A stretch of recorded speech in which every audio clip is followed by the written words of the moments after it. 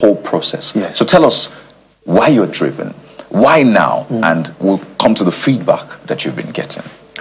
Thank you very much for having me. Look, the tragedy about Nigeria is that we are living in an alternate reality. We have decided to put the cart before the horse, so everyone is struggling. The literal professor said that things have fallen apart and the center cannot hold. So what happens when the center has caved? What happens to what is supposed to get support or stamina from it?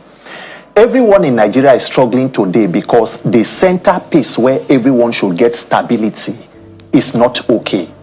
If we fail to fix governance, we are just in a vicious circle of lamentations and complaints. Nigeria, we claim to be a democracy, and the hallmark of every democracy are free, fair, credible, and peaceful elections. Without people being able to choose their leaders, you can't call that a democracy. We can decide to call it anything else.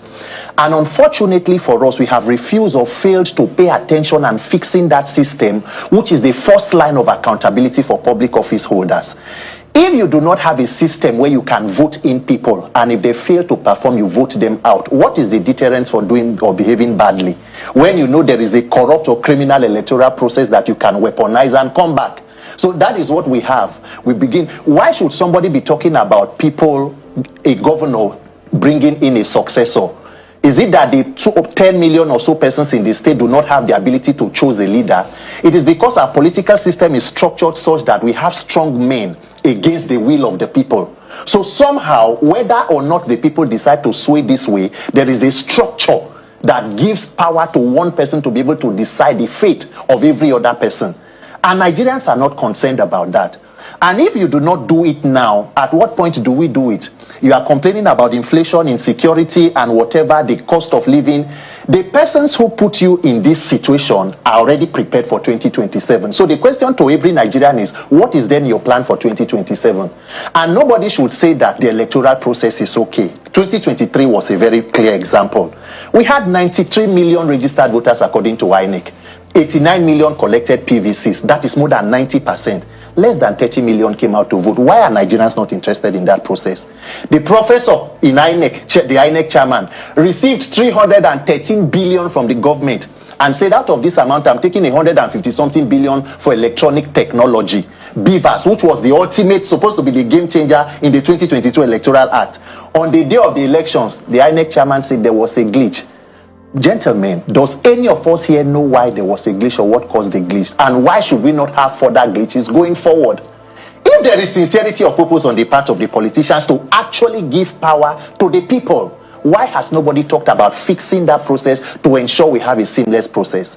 So the entire arrogance of a political class that is corrupt is a dysfunctional electoral system.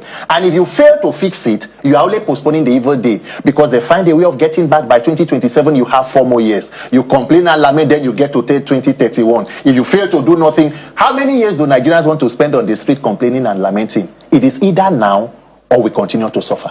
So at the end of the day, you've made a very profound and striking statement, all in just this short time you spoke on, and it's quite important. So I'm just processing. So I'll give you a scenario. I'll give you a straight question and give us a solution. Let's assume that these politicians are not ready for change. Let's assume that they are weaponizing the system. Let's assume that this system is working for them, and anything that will fix this system, they'll come against it with everything they have. As a Nigerian, you are the vanguard of this, at least for now. Where should we start from? We must start from people identifying what exactly is the importance of that process. Do Nigerians realize that the collective destinies of persons depend on our decision to hold persons accountable? Because one of the things you will notice about Nigeria is that the persons in power are emboldened by the docility of the people. How many are the persons in power? How many senators do we have? How many reps? How many persons are in the presidency? Calculate all with the 36 state governors. So the question will now be, in Nigeria, the people in power and the power of the people, who should be greater? If one person can come out to boast and say that in so state by 2027 there will be no party or there will be no opposition, or by this time nobody can stop the re-election of this person, at what point do the 200 million or more victims of bad governance come together and say, by this time we want to end bad governance? Why do you think we're docile? There are different reasons to it. One, there is an apathy because Nigeria throws a lot at you. So the dysfunctionality in government makes you weak and uninterested. You are battling hunger, you are battling insecurity, you are battling a lack of health infrastructure. So everybody is struggling. There is little energy to begin to put into what you believe cannot be changed. So when you talk about having free and fair elections in Nigeria or good governance, some persons are completely detached from that reality. It will not work. They won't tell you, Peter, forget about this thing. And then again, there is the benefit of hindsight for NSAS. One of the only times Nigerian youths came out to agitate for the end of brutality, they were met with even more brutality. So by the time you step out to say, I want to do this, your mother, somebody is calling you, please, it's not your blood that Nigeria will be built on. Can you come back home? So there are many reasons, but my point is this. What is our other option? If we decide not to be interested, people have died. More than 150 persons are killed in Plateau. A flood has killed more than 200 in Niger. If you speak, we are going to die. So at what point do we now decide to sum up the courage and say, let's fix this? So Peters, yes. I'm sure you're going to respond to some of the things that Kyrie raised and respond to him as well. So let me just break it down. You have spoken about coordinated chaos. He has talked about legislative flip-flops. Those are the alibi these politicians hide under to deal with the citizens the way they are being dealt with. I always like to start with the question of where are we starting from? You have started somewhere. How do we get the critical mass to be able to make this happen as soon as possible? As soon as possible. Thank you very much. To Mr. Kayode's question, you were talking about how do we get a balance. The question will be if there is sincerity of purpose in the phrase electoral reform or fixing INEC. Is there anything that should be partisan in it? Is there anything that is ambiguous?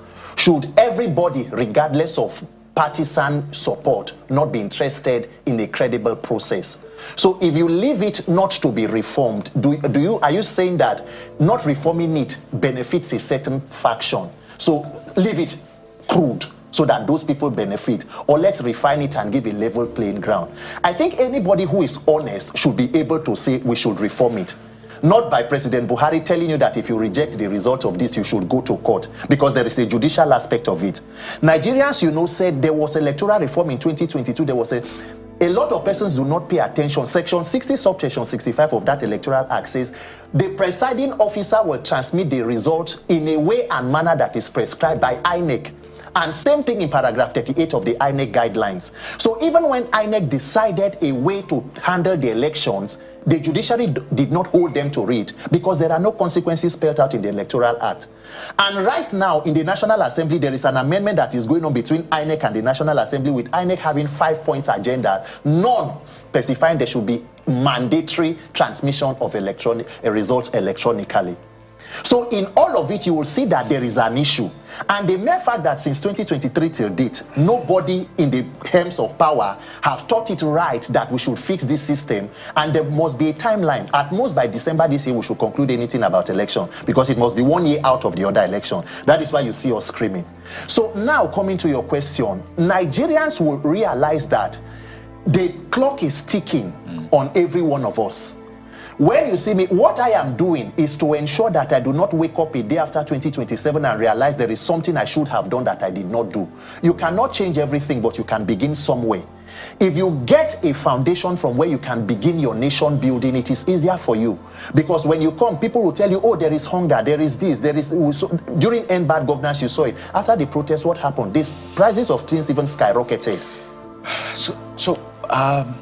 I asked about the feedback you've been getting, because it's important to track it. Yes. Because you've set a target December. Yes. December is 6 months from now away. And that's when Mahmoud will leave office. Exactly. So, and you know how fast things can move, and tell you, oh, well, it's not possible again, let's move on to 2031 and just work for it. So what kind of feedback have you been getting? A lot of people know you as a content creator. They missed your content, funny content. Now they see you talking about fixing Nigeria. Some ask, how did Peter just switch? Is he being funded by somebody? Is somebody empowering him, as they said, who is bankrolling you in that sense? But speak to us about the feedback. You guys remember bankrolling? Speak to us about the feedback you've been getting. Is this mission impossible? Does it look like mission impossible, or this mission is possible for you? And those questions around the backing you're getting. Do you know why I don't place it on a scale of mission impossible or mission not possible? It is mission that must be done. It is either Nigerians do it now or they do it later. The only thing is postponing the evil day, as it is. When it comes to bankrolling, in fact, moving to Abuja, I live in Lagos and I've been going to Abuja, it is my house rent that I was supposed to use to renew that I have been using. Nobody, because Nigerians, even when you come out to say, oh, we want to do this, because of the space of, civic engagement, people begin to feel like maybe this person is out for some financial benefits and all of that. There is nobody. We are just trying to see. We came together with a group of persons, Nigeria Electoral Reform Coalition, NACO. We are personally doing whatever we are doing. The conference we held in Abuja, we invited people like Barrister Femi Falana. There was almost no refreshment to give anybody there. But the feedback is that a lot of Nigerians do not actually believe in that process, that we can have free and fair elections. That is how bad it is. A lot of Nigerians have given up that when it comes to credible elections, they will not do anything. Some people will tell you the statement, is it these people who are benefiting from it that you expect to reform it? Then the question is... And it's a valid question. It's a valid question, and this is the valid answer. If you cannot get the reform from them, maybe you should wait for them to exhaust 8 years, and maybe the persons they bring will be easier to get it from. It will never get better. It is either you mount the oppression now and get it, or we continue to suffer.